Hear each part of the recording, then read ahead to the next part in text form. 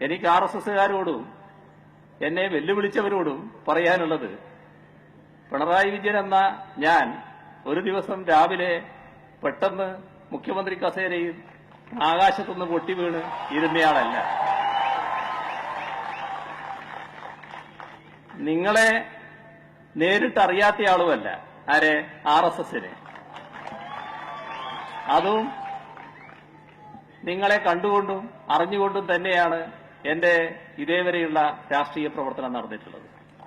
ഇപ്പോ ഈ പോലീസിന്റെ കയ്യിലുള്ള ആയുധങ്ങളുടെ നടുവിലൂടെയാണ് ഞാൻ സഞ്ചരിക്കുന്നതെന്ന് പറയുമ്പോൾ, ഒരു കാലം ബ്രണ്ണൻ കോളേജിലെ പഠനം പൂർത്തിയാക്കി പുറത്തിറങ്ങിയ കാലം,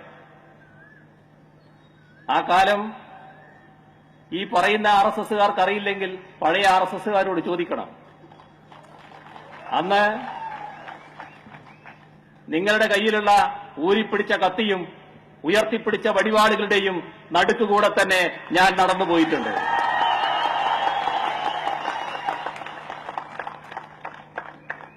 അന്ന് നിങ്ങൾക്കൊന്നും ചെയ്യാൻ കഴിയാത്ത ഒരു കൂട്ടര് ഇപ്പോ എന്ത് ചെയ്തു കളയുന്നാണ്?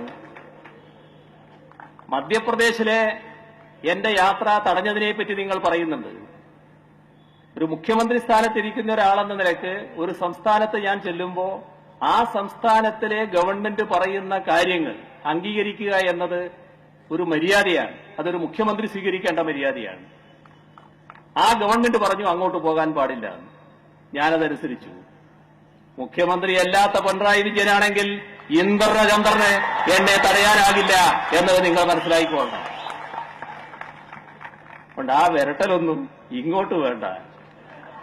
എന്തിന് വെറുതെ അത്തരം പ്രയോഗങ്ങൾ നടത്തുന്നു?